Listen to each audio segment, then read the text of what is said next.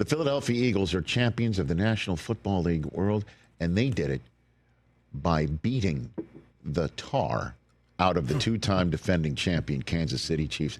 They took the Chiefs and their three-peat conversation and hopes, and they took the Chiefs, put them directly over their knee, and spanked them with it. Took them to the woodshed. That's what they did on Sunday night. And that's how we kick off our big game review presented by Nissan here on the Rich Eisen Show.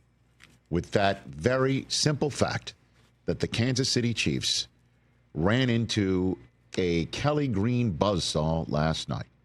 And I understand the Chiefs' fatigue that's been hanging all over the country. People who suddenly had those symptoms, they get itchy watching Chiefs games. Or they began to have dark thoughts about league fixes and conspiracies and thumbs on the scale from the zebra, which the first call of the game by an official against the Eagles, an offensive pass interference call on A.J. Brown as the Eagles' opening drive wound up with a fourth down attempt from Nick Sirianni, a midfield roll of the dice that looked to have cashed in for the Eagles if it weren't for an offensive pass interference call that Tom Brady didn't like and Mike Pereira didn't like. And it started feeding into the narrative again, and you think, here it goes again. You know, with the Kansas City Chiefs in a big-time game with the whole country watching. And then the Eagles' defense stepped on the field and got the ball back for the Eagles, who got an actual call from the officials that helped them and gutted the Chiefs. A personal foul penalty on the Chiefs, you know, for going high on Dallas Goedert. That Tom Brady didn't like that, and Pereira didn't like that, and you know also didn't like that. Tinfoil hat wearing people who suffer from Chiefs fatigue. They needed to consult their doctor to see if Super Bowl 59 was going to be right for them. But the cure for Chiefs fatigue are the Philadelphia Eagles 2024 version. Because what they did last night, after all of that to start the game, was destroy the two-time defending world champs. And you could say at the top of their game, I understand different iterations of the Chiefs were difficult to beat or proved more difficult to beat.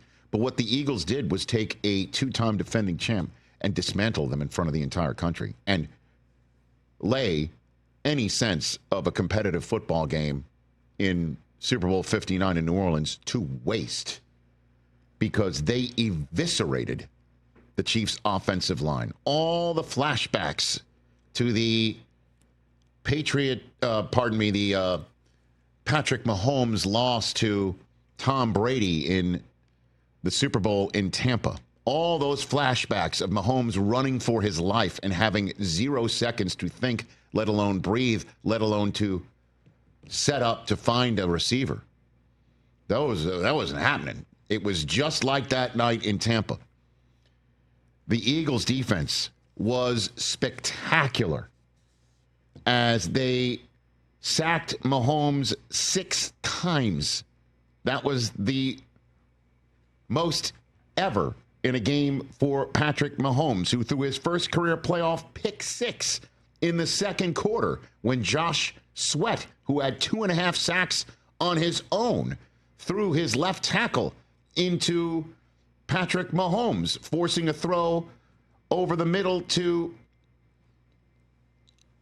Cooper DeJean, who returns it for 6 to make it 17-0. And then Sweat was the one who forced the interception to Zach Bond when the Chiefs thought maybe they could put points up before the end of the first half, down 17-0, because Cooper DeJean put one in the end zone, and Mahomes is rushed to throw it over the middle, and Bond picks that off, and the Chiefs watch the Eagles turn that into points to A.J. Brown with a touchdown. The Chiefs didn't cross midfield till 2:33 left in the third quarter.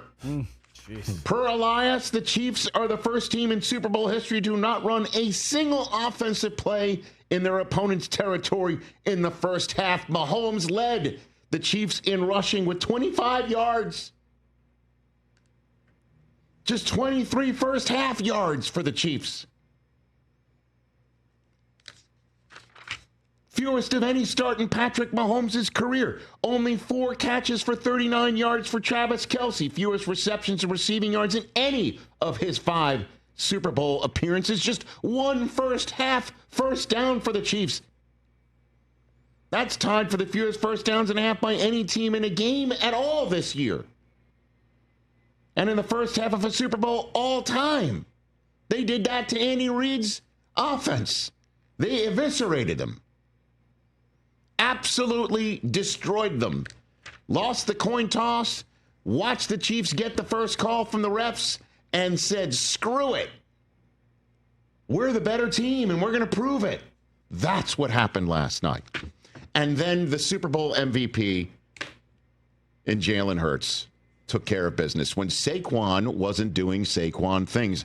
I proffer to say, if you told any Chiefs fan on a piece of paper with an opportunity to sign it that all Barkley would have in this game was 57 rushing yards, averaging 2.3 yards per attempt. His longest rush would be 10 yards with not a single touchdown from scrimmage. You want to sign that piece of paper, Kansas City sports fans? You bet. Where's the notary? Where's the pen? Chiefs defense did its job in the first half last night. You could make that case. But who was the one not making the mistakes? Who was the one making every brilliant decision? Jalen freaking Hurts. That guy. He played a stupendous football game. Yes, an interception on his sheet. One that was a rushed throw. He did throw it. He did underthrow it. And it was an interception. And it was in a part of the game where you never know. Chiefs are still in this game when he threw that interception. And guess what? Turned into no points because the Eagles defense wasn't having any of it. And Hurts was not making any mistakes. And Sirianni was pushing the right buttons when to go for it on fourth down or sent Jake Elliott out there to just split the uprights from 29 and 48 and 48 and 50. And Hurts was not making the mistakes and running for it on third down and sliding and not taking the hit and finding A.J. Brown here and Goddard there and Devontae Smith for a touchdown. And slowly but surely, as the mistakes were getting made by the Chiefs instead of the Eagles, and the Eagles were turning those mistakes into points on the spot, Cooper DeJean, A.J. Brown, a couple snaps after Zach Bond makes the interception. And the Chiefs are getting desperate, and they go for it on fourth down right when you think they have no chance anymore because time is running out and possessions are getting short. And there's still no points for them on the scoreboard. And they go for it with mere minutes to go in the third quarter. And it doesn't prove out. What do the Eagles do? They say we're going for the kill shot. We're going to put it in Jalen Hurts' hands. He's going to fade back. And he's going to throw it to Devontae Smith. And we're going to wrap this puppy up. And they did it. 46 yards, perfect throw. Hurts to Smith. Ball game. And that's when Bills fan extraordinaire, Rich Eisen Show coordinating producer, that's when he finally breathed a sigh of relief as a Chiefs-fatigued Bills fan. That 34-0 in his mind was just enough to finally put a nail in Patrick Mahomes' three-peat coffin. And I thought when Cooper DeJean ran it back, enough crazy stuff was happening. I mean, a pick six from Mahomes in the Super Bowl, down 10-0. And then the Zach Bond interception, turning into points, 24-0. And then Seal shows up as a Seal. That was enough for me to say this is a weird, wild, peyote-type night. I kind of like that commercial. Okay? And so, you know, the Eagles did what they had to do, which is like, okay, Mahomes is the king of coming back. How about from 34 down? How about that? That should be enough. And it was. And what the Eagles have done is put themselves in position. I know you don't want to hear this, TJ, but I've got to say it. One of the most impressive seasons in the history of the National Football League. Hear me out.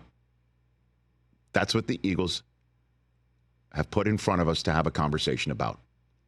One of the most impressive seasons in the history of the National Football League. They won 18 games, including the playoffs. That's tied for the most wins by a team in a season, including the playoffs, matching the 18-win seasons of the 84 49ers, the 85 Bears, and the once upon a time going for history in the Super Bowl but couldn't do it themselves, 2007 Patriots.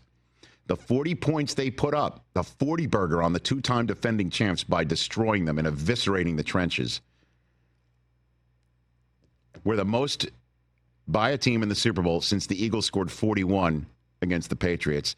They scored on 8 offensive drives in Super Bowl 59. That's tied for the most in Super Bowl history. They scored 145 points in the postseason. That's the most by a team in a single postseason in the history of the NFL, surpassing the 94 49ers. The 94 49ers. And I'll tell you what, guys, and I know you don't want to hear this either, TJ, but I am sorry, with Saquon doing what he is doing, and what he did, he joined Terrell Davis and Emmitt Smith as the only rushing leaders to win a Super Bowl. And you could take a look at what the Eagles did with a leading rusher and having a number one total defense and winning the Super Bowl. Okay? You have the leading rusher, you've got the leading tackler on your team, and you win the Super Bowl with just 3 losses on the season. Do you know the only other team to do that in the Super Bowl era? The 1992 Dallas Cowboys. Ooh. They had Emmitt Smith. They had Ken Norton Jr. They went 13-3 in the regular season, and they won the Super Bowl. They got Saquon Barkley. They've got Zach Bond, the leading tackler. They went 14-3, and they won the Super Bowl. That's how impressive they are. Number one pass defense, total defense. Number one pass defense. Number one rushing leader, who set the record for most rushing yards in a single season in Saquon Barkley. He is now joining the same guy who he just beat in that regard, Terrell Davis, as the only 2,000-yard club member to then go on and win the Super Bowl. And they've got the MVP in Jalen Hurts, and they have a stake in having one of the most impressive seasons in the history of the Super Bowl and the NFL. And the cherry on top of it is they prevented the first ever three-peat attempt in the history of the Super Bowl.